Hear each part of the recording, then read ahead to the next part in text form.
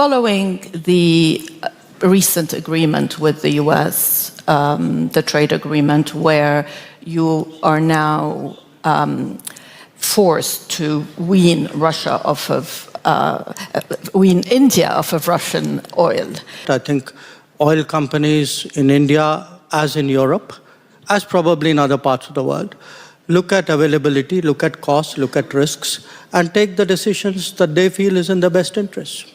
Mr. Jaishankar, when one of your themes has been strategic autonomy, following the recent agreement with the US, the trade agreement, where you are now forced to wean Russia off of, wean India off of Russian oil, does that not impact your strategic autonomy? Because that's how you were explaining it in the past. No, look, I think, one, we are very much wedded to strategic autonomy because it's very much a part of our history and our evolution. And it's. But can you exercise the strategic autonomy today as much as you want? No, well, we do, and we've always done. I think, you know, it's something which is very deep, and it's something which cuts across the political spectrum as well. Where the energy issues are concerned, look, you know, this is today a complex market. I think oil companies in India, as in Europe, as probably in other parts of the world, look at availability, look at costs, look at risks, and take the decisions that they feel is in their best interest. So I would say, and you know, we have a position which you know on that. So I don't you know, want to rehash the polemics of that. I think that phase has passed. Today, when you know, coming to Munich, very honestly, I'm kind of coming here in the afterglow of an India-EU FTA and a very successful visit of Chancellor Merz. So I would rather, look, you know, we are not in 22, we are not in 23, we are not even in 25. So many things are changing, and so many of us are doing our calculations and recalculations. It's important for us to say, what are the touch points, what are the common grounds, where is it we can strengthen each other? We would not, I mean, we talk to each other quite often.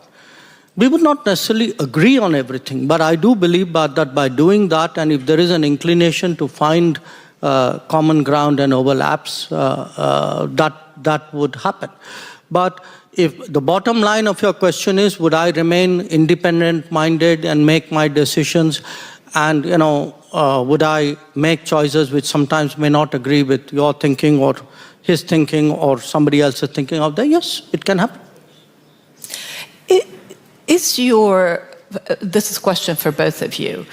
Is this new world order that's emerging one in which there are coalitions that get formed for specific issues, whether sometimes it works for trade, sometimes, and this is the sort of the Mark Carney view of the future?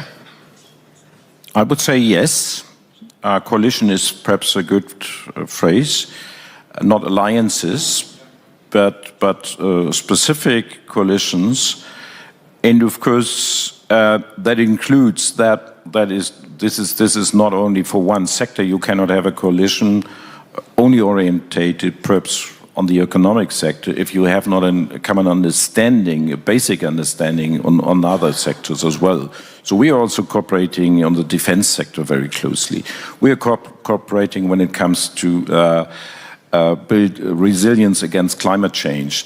We are cooperating when it comes to defending democracies and all these international rules-based standards and so on. So this is, I would say, a new world, a good new world is ahead, is achievable. Of course, we have to strengthen our efforts. The EU has to be to become capable to be effective on the world stage. We're working on that, as I just said. But for Germany, it's absolutely clear that we are looking beyond Europe, and not only over the Atlantic Ocean to the west. Where are our partners? Where are possible partners on other continents? And we are finding them. This is the fortunate situation we're in.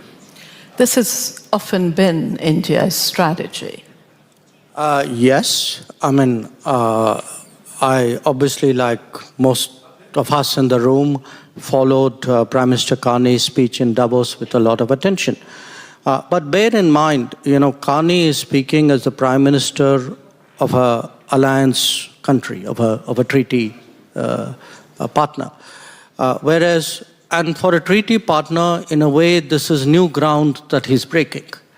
Whereas for a country like India, which never went into that kind of, treaty-based relationships or alliances, we've been in that frame of mind for a long time. I mean, that is part of the strategic autonomy thinking, belief that I spoke to you about. So if you look at it, we have Quad, which is with the US, Japan, Australia, very important in the Indo-Pacific. We've had BRICS, originally with Brazil, Russia, China, then South Africa, now 5 more are added on. We have a number, if I actually count them, I think we have probably more than 20 of these trilateral or more than trilateral combinations. In fact, we just did one with Canada, with Mr. Carney, India, Australia, and Canada on a You're deepening your relationship with Brazil as well, aren't you? Yes, indeed. We have one with India, Brazil, South Africa. So we are as 3 developing democratic countries. So for us, this kind of coalition or working groups, call it what you would, but essentially an effective, practical, agenda-based coming together of countries on a regular basis. This has been very much the hallmark of Indian diplomacy now for about 2 decades. I'm going to open it up for a question after this one for Minister Vadeful. What do you think of a world made up of spheres of influence? And what is your sphere? Yeah, of course, our sphere is of course Europe, but I have to realize that there are powers who are trying to have that spheres of influence, and of course, in a way, we have to build up resilience in Europe against that. So that is a very good reason for us to look for these partners. And like India does have a lot of partners, so do we, as Europeans, as Germans, with a long-lasting relationship with Japan, a big friendship. I was just in Australia and New Zealand and visited Singapore and the Pacific Islands. I will spend my next longer visit to Latin America, so being in Brazil, Argentina, perhaps also Chile. So we have a lot of partners, and of course I would have to mention the African continent as well. But I think the new thing is, some years ago, and that was one of the first questions you raised here correctly, was, did you expect that very development? And I answered no, because some years ago we firstly considered these countries as being members of the BRICS, and that is in a sort of alienated us from them, and that was wrong. So now we realize that, of course, we have a lot of differences with especially Russia that has not to be underscored here. They are very, very fundamental. And also with China. But we have a lot of things in common with countries like India, like Brazil. And why not focusing on these common interests and common values? So this is, I think, the new view Europe and Germany is putting on the world. It's very interesting. There was a question over there. Yes, go ahead. Well, thank you very much. Thank you very much. This is Dalal Erakat from Palestine. I want to touch upon the India, Middle East, Europe Economic Corridor, the IMEC, which we did not hear today. It is framed as a platform for connectivity, stability, and shared prosperity. how does India envision IMEC contributing to a regional stability in a way that is inclusive of Palestine and the Palestinian rights and consistent with international law and the two-state solution, so that economic solutions and integration and the trade road competition that brings also Europe and Germany to the board do not proceed alongside political exclusion of the Palestinian rights? Thank you. Well, you know, we have a long-standing position on Palestine, which you're familiar with. And when we embarked with a set of partners of the IMEC, the purpose of the IMEC is really to address connectivity, logistics issues, and improve the economy. So I would be careful sort of mixing up the two issues. The purpose of the IMEC is not to solve the Palestinian issue or to somewhere contribute or strengthen or so I do think each of those issues is important, but I would not take one as the solution for the other. Is IMEC progressing? It's something that I think President Trump was quite excited.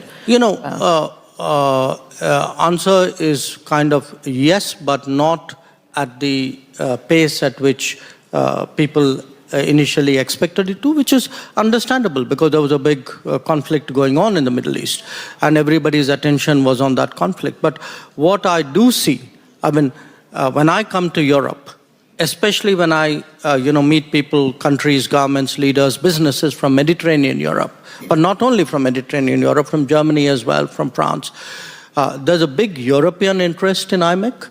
There's a big Indian interest in IMEC. We are the two ends of it.